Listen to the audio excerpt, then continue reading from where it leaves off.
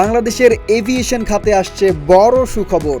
US Bangla airlines একসঙ্গে 21টি brand new Boeing উড়োজাহাজ বহরে যুক্ত করতে যাচ্ছে।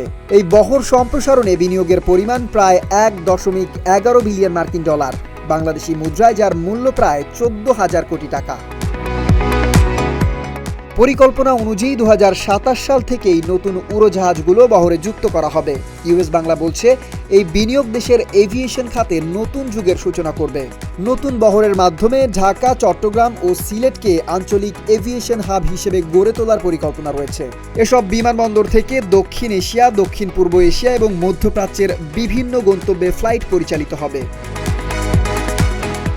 আগামী 29 জুলাই ঢাকার এক অনুষ্ঠানে বোয়িং ও ইউএস বাংলা যৌথভাবে এই ঘোষণা আনুষ্ঠানিকভাবে দেবে। বিশেষজ্ঞদের মতে এটি বাংলাদেশের বেসরকারি বিমান পরিবহন খাতের অন্যতম বড় বিনিয়োগ। এর ফলে আন্তর্জাতিক রুটে দেশীয় এয়ারলাইন্সের সক্ষমতা বাড়বে, বিদেশি এয়ারলাইন্সের উপরও নির্ভরতা কমতে পারে। শুধু তাই নয়, নতুন বহরের কারণে তৈরি হবে হাজারো মানুষের কর্মসংস্থান।